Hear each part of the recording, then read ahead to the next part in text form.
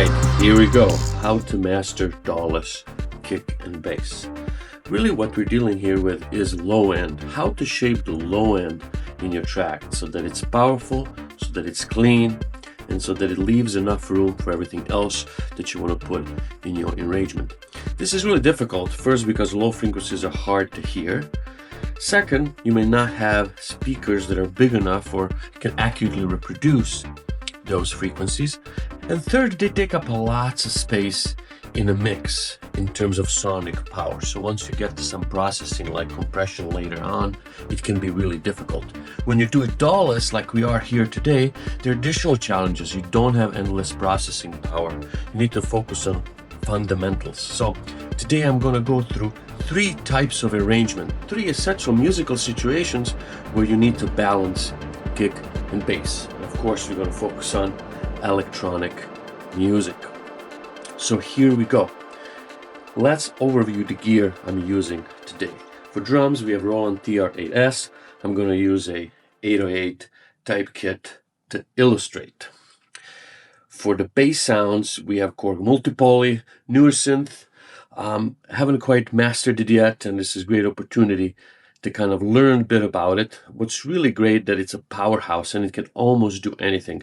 So it's really wonderful for demonstrating how envelopes work and getting into these issues of balancing kick and bass. Output of this drum machine is going through electric analog heat, which is an analog saturation unit. And you'll have to hold on till the end of the video to tackle some more advanced topics involving saturation. But let's get started with the first type of arrangement, the call and response arrangement. And by that I mean is that you have kick and bass playing at different times and they kind of move together. If you go back to 1990s, lots of that. Here's a simple beat I put together, the oompa kind. Okay, so very basic. We have kick, we have bass. Here's just the kick. Here's just the bass. Here they're together. I have a sequencer off the screen here in which I program some of these notes, although you may not see much of that as we go through it. So let's listen to what we have here. So this is a basic 808 kick. If we get rid of the bass, let's listen just to the kick. Right? Remember that when you're dealing with kicks, you have different frequencies, right? Any percussion usually has a pitch envelope, right? It starts with a high pitch, it descends quickly. So in a kick that ends up with a low thump. Now you gotta remember that lower frequencies need a longer time to be heard. So a really short kick can have lots of low end. A longer kick can have more low end. Now if we look at the tempo of this track, let's get to something like 90s house. Okay, so here we are at 129 BPM. So what do we want here? Again, let's listen just to the kick. Okay, if we increase the kick decay, okay, now you can hear that low end is taking lots of room between the strikes. We don't really want that because bass needs to go in there. So we need to leave room in the low end for the bass. So you can hear the still, but fairly briefly. Okay, let's add in the bass. So already a couple of problems that I can hear, right? One is the bass is overpowering the kick. There's too much energy in the bass notes relative to the kick. So how can we deal with that? Well, length of notes, especially decay on the filter, and then as well, envelope intensity. So let's go back here. What do I have here? So let's start with the waveform. Let's go with the pulse waveform. Now, a pulse wave has a strong fundamental. So you can hear really the low end girth when you use a pulse wave.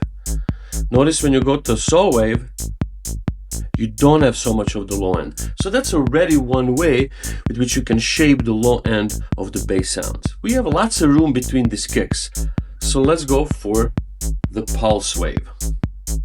Okay. Next thing, envelopes. If we go to amplitude envelope, you can see what's called a gate envelope.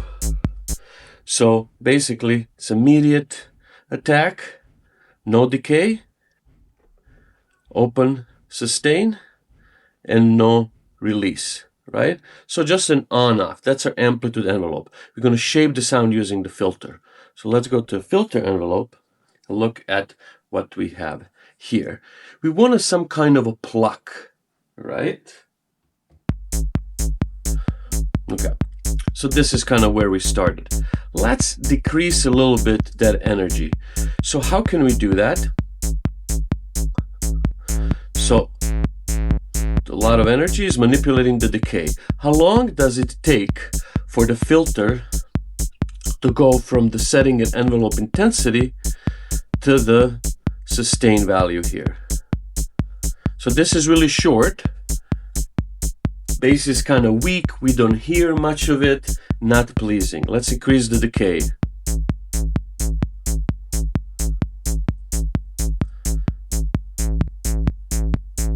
Now you can also, if you kill the kick, you can hear a little blip at the end. Shook, shook, shook, shook. Right, so what's happening there? What's happening there is when that bass sound ends, it ends too abruptly. And we have the little click. The way we can fix that is by increasing the release on the amplitude and filter envelope.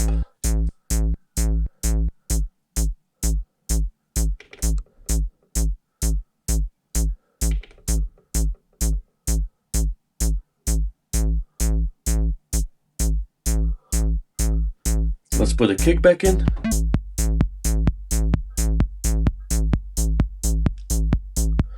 Right, and now we're trying to kind of meet the color of the sound and the energy, right? We don't want the bass to drown out the kick with something like this. Horrible, right?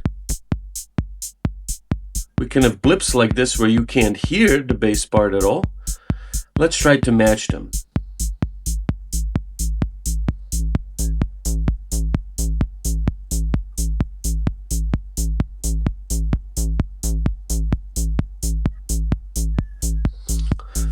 So this sounds pretty good to me. Notice that all the energy of the bass low end is done by the time the kick sounds off. Maybe we're gonna shorten this even more.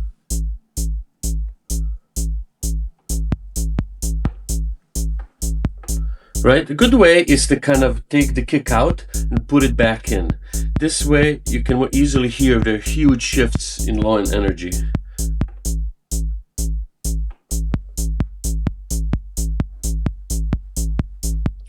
Okay, so the other ways this can go wrong if the decay on the kick is too long or if the kick is not appropriately tuned, especially in the low register. A pretty small differences in frequencies mean differences in pitches that we can hear and can get things really muddy. So let's look at that. Decay of the kick first.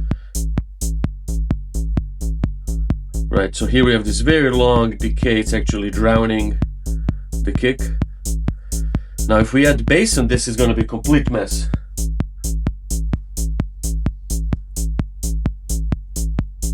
You can hear that, right? Let's decrease that kick decay.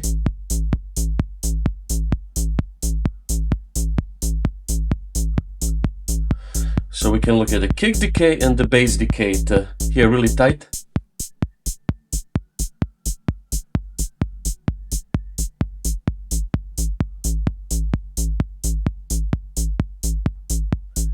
You're looking for the groove, you're listening for the groove. Okay, tuning. So it's really hard to hear the fundamental in a kick without tuners and so forth. So it's good to increase the decay so you can kind of hear the whole note sound out. This is an A,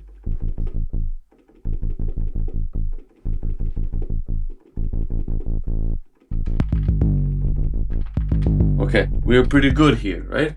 You want those to be aligned fairly well.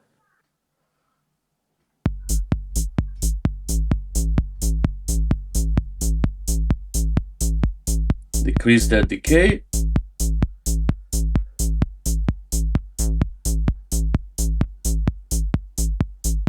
Right, and now of course stylistically you have lots of options. You can have more muted, kicks, right? So this is more focused on the low end, more in the background. You can have a little more trancey bass and suit these to taste, but you really want to make sure that the low end is clean and there's not lots of overlap. All right, so this is very common in lots of techno house applications. Another common type of a call and response kick and bass situation is when you have a galloping bass, especially in trance. So let's look at the galloping bass. Now, often when you have galloping bass, you have faster tempos. So let's go to kind of a trance tempo, 144. Okay, so what we hear now is again a bit of an issue. We don't have a lots of smoothness. It seems almost those bass notes are again overpowering a kick a little bit. They're a little stunted. They're not smooth. So what do we got to look at here? Because the tempo is faster, right? We're just not going to be able to have so much low end on notes that are really brief. And we need to adjust our envelope and filter settings accordingly, right? Most likely our decay envelopes also have shorter because we don't have so much time. So let's just listen to the kick first. So here again, bigger decay taking up all the space, but we want really tight kick here.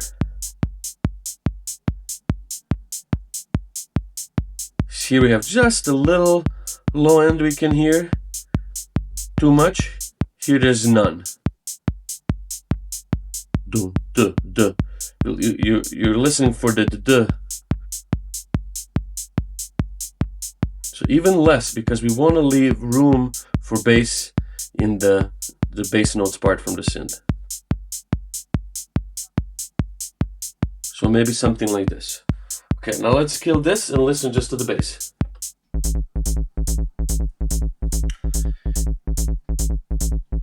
We don't have enough of a smooth envelope, so let's look at that.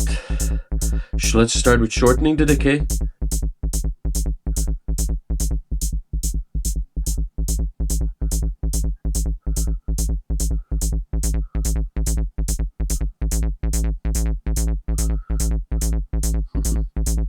So one thing we can do here, and this is very common in these genres, is to make sure we have matching envelopes on the amplitude and the filter. They'll help smooth it out.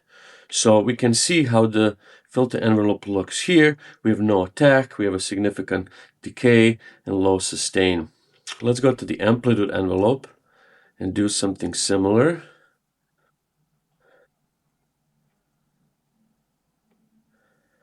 Let's see what we got.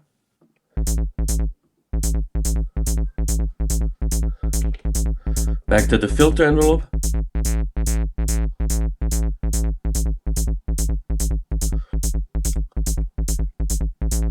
Now notice that this controls where the filter is going to end on each note. Here we're getting too much in the lower territory. And again, we can always increase envelope intensity if we want to have more room up there.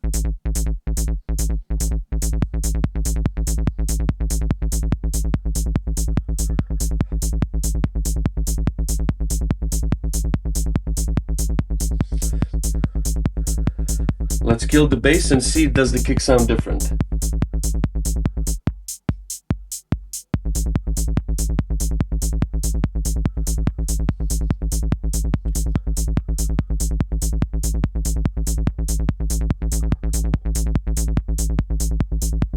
You can also adjust the filter setting here a little bit.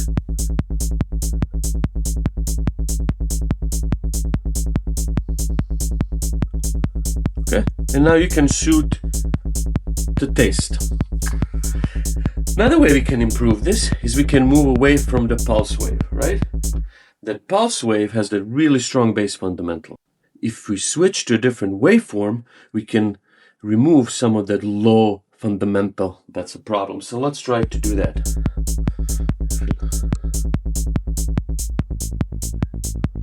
Oh, notice how it's cleaner, right? We're using a sawtooth wave now, and we don't have that overwhelming low end. Let's try to optimize the envelope.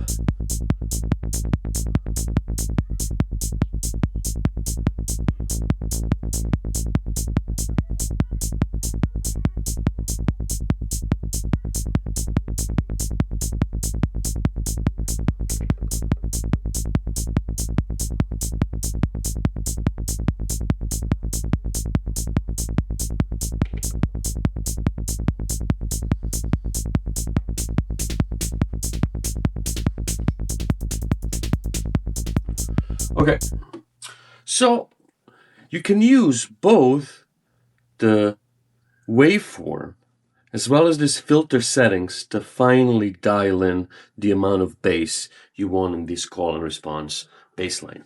And the final type of a call and response bassline is kind of a syncopated techno bassline. So let's listen to that.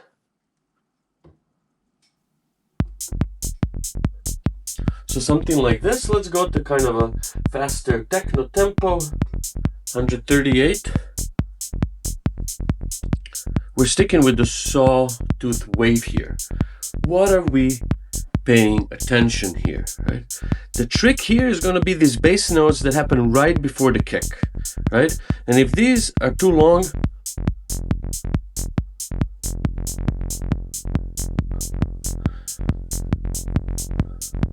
so here again, the bass notes are drowning the kick. So you want to look at the envelopes and the length of notes so they don't overtake the kick.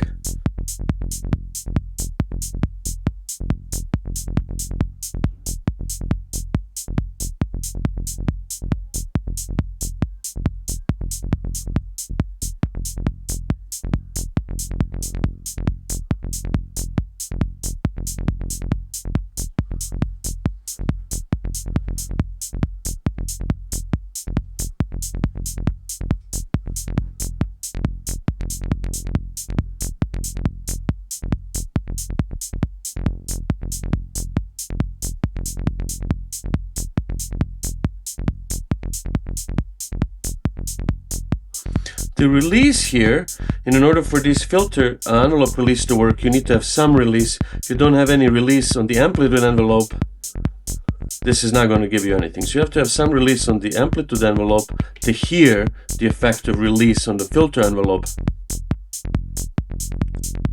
So if notes are too stunted or end too quickly, add a little release. Not too much, because you get this booming low end that overwhelms everything.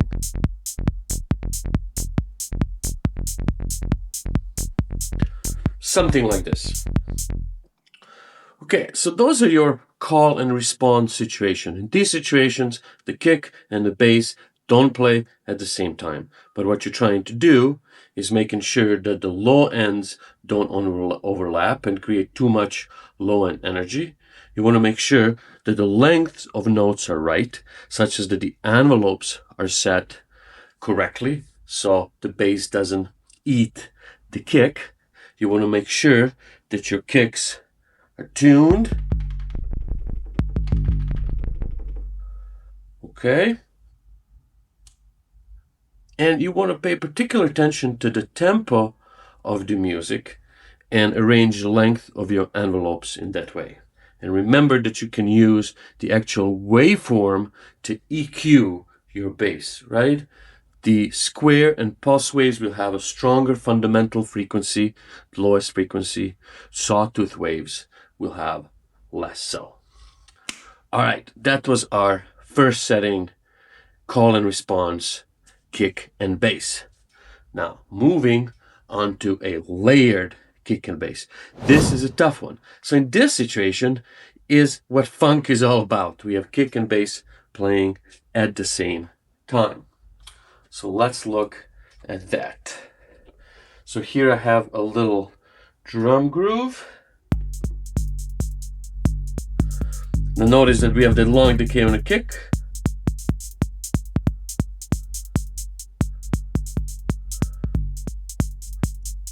So maybe this sounds okay like this if it's just the drum. But you notice that lots of the low end is eaten up by decay from the kick. Let's decrease that decay.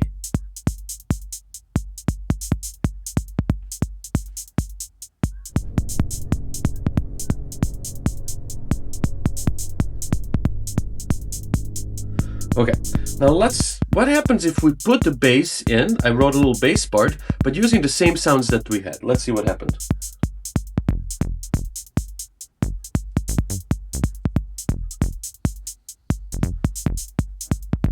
Does not sound good. Obviously, this bass sound doesn't at all work with this kick, right? And when we have this layered situation, we need to make an important decision. What's going to be the lowest? You can't have both things be the lowest. One thing has to be lower than another. So whatever's taking up those frequencies below 100 hertz, it's either kick or a bass. There can be some overlap, but then the levels need to be mixed, right? You've seen when we're doing the kick and bass in a call and response situation, then often we pull the level of the bass down so that we can maintain a strong kick. Here, they're working together. So we really need to think about it as if crafting one sound, right? If I have a bass part here where I have one of long powerful notes, that immediately means that the bass part is going to be the lowest, which means we need to shape our kick to sit on top of the bass and almost kind of accent the bass part. So let's see if we can do that.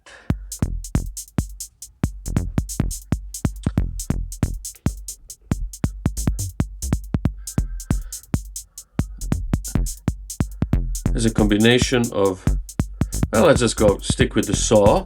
You're going to go to amplitude envelope, have sustain here.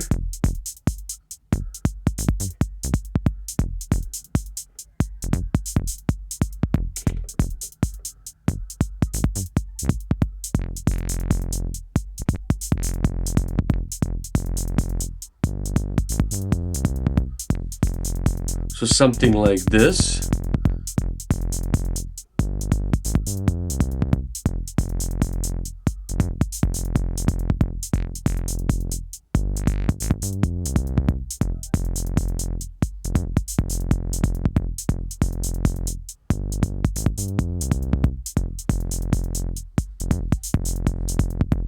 We have kick and a bass competing for the low end territory. So let's forget about the kick and work on the bass. Make sure that it's deep, rich, and it covers that low end.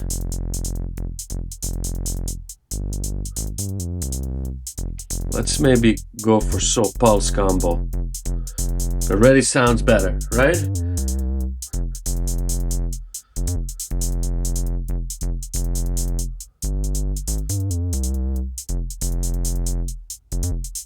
If it's stopping too soon,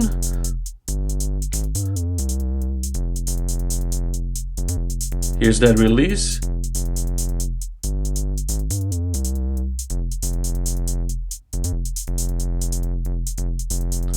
Okay, let's put the kick back in.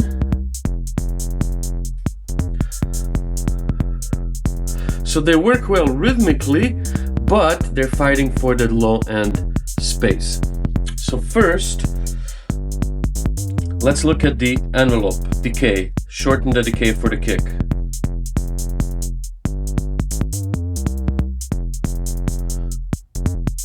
So I shortened it a lot because really we care about that click, about that impact from the kick. We have an attack setting here.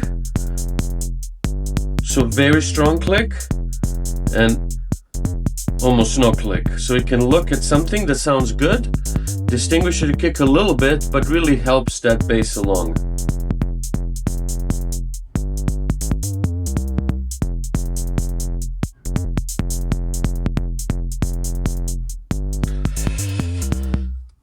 Okay, the other problem we have is that the kick is low. So we can deal with it a couple of different ways. We can increase the tuning.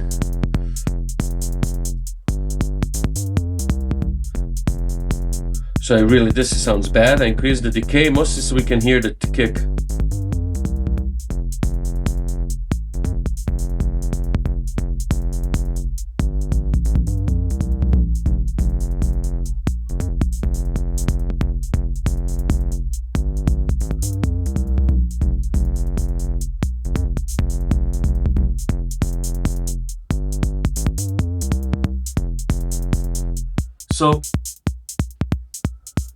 So now we increased the kick pitch to, you can notice there's not as many low frequency when the decay is up.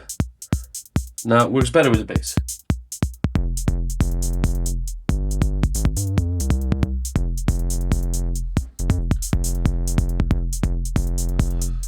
Another thing we can do is remove some low end in the kick using a filter. I have analog heat here. Let's go for a high pass filter.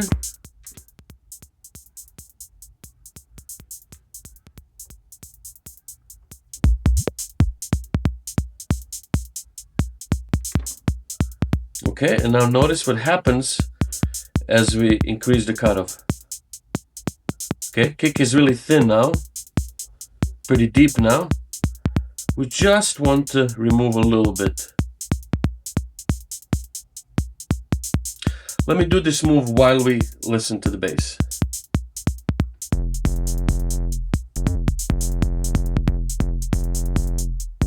Too much?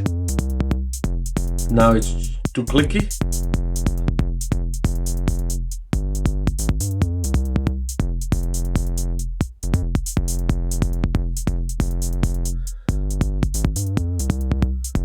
Okay, so I hope this helps you layer kick and bass once you're in these situations when they need to play at the same time. And a final situation is bass as texture. So that's pretty common in techno and similar genres where you have a 4-on-the-floor kick and the bass is happening in the background. Okay, a very common form of this kind of bass in techno is the so-called Reese bass line that Kevin Reese Saunderson used in his techno productions, where you basically have sustained notes behind the kick. Let's look at that. We're going to go back to our simple beat.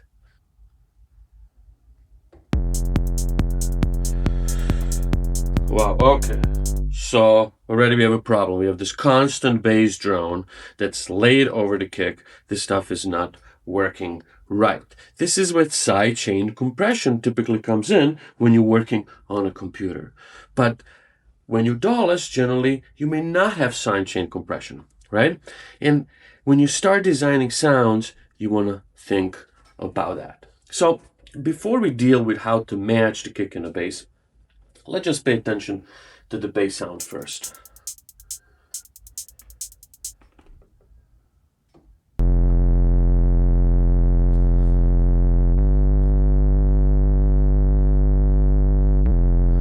Okay, so let's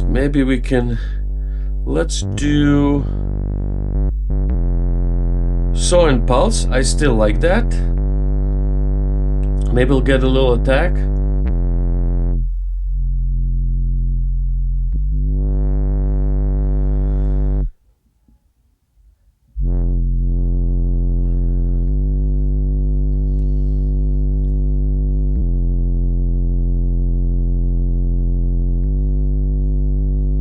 So now we have a little smoother attack, giving the note some time to come in.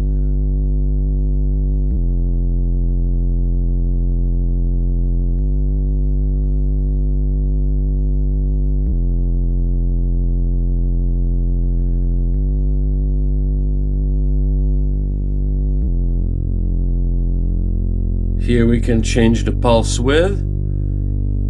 We want to have some of the phasing.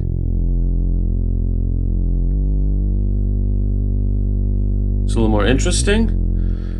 And we add some distortion.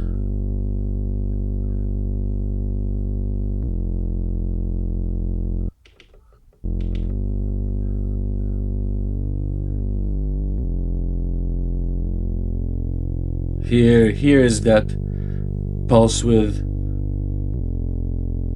modulation. Okay, let's put the kick in. Okay, so how can we remove the low end when the kick hits?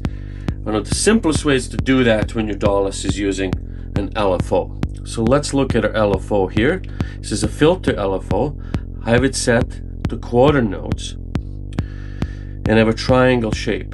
So as we increase the intensity on the envelope, right, as we send more signal through this LFO, right, we're gonna see a lower intensity at the downbeats. So listen what's happening.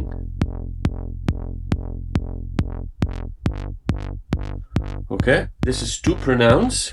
We just want slight ducking, just like what we would achieve with the sidechain compressor.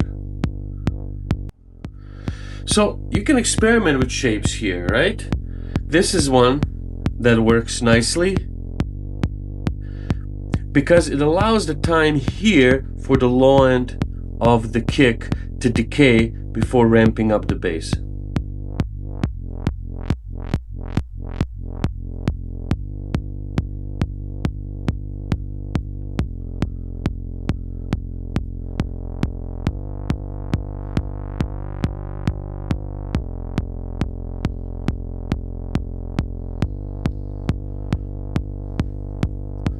Okay, you can experiment with different LFOs,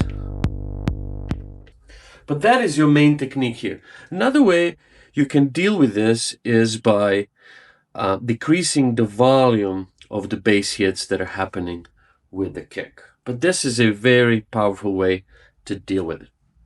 So we covered the three basic situations: the call and response, when kick and the bass are playing at different times; the layered situation, when basically they form one sound; and the bass's texture situation, where we really want to focus on ducking when the kicks hit.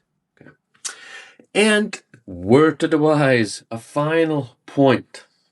Let's look at saturation. I already mentioned it, but saturation and distortion is a key way to add presence to low-end parts in your tracks, which often are kick and the bass. So let's get back to the basic block to talk about distortion and saturation.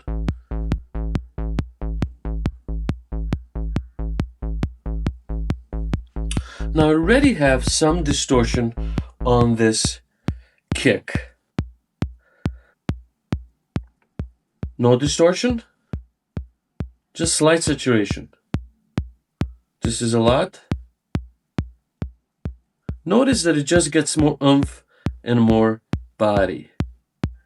We can further mess with the EQs, but that's not what we're here for. We're gonna again decrease this filter cutoff so the whole kick can come through. Once you add saturation, it may seem it takes the energy away from the kick, but actually what's going to happen in a mix, it's going to sound better. So as we add saturation to the kick, just gives it that presence. And a final tip: how can you remove unwanted low end without using EQs? Well, if you have a Moog style filter, and Korg Multipoly has one, we can use the resonance. Okay, let's look at that. So we have Mini Moog filter emulation here.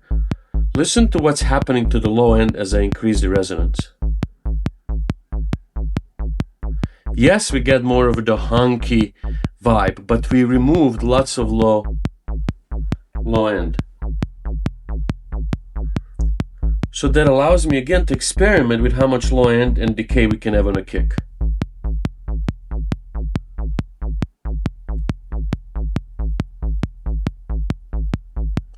And again, we can decrease.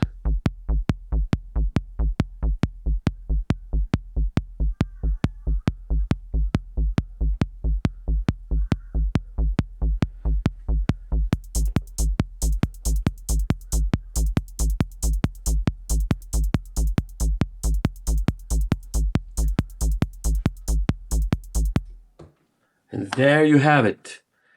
Mastering kick and bass with new DAWless. I really hope this was helpful.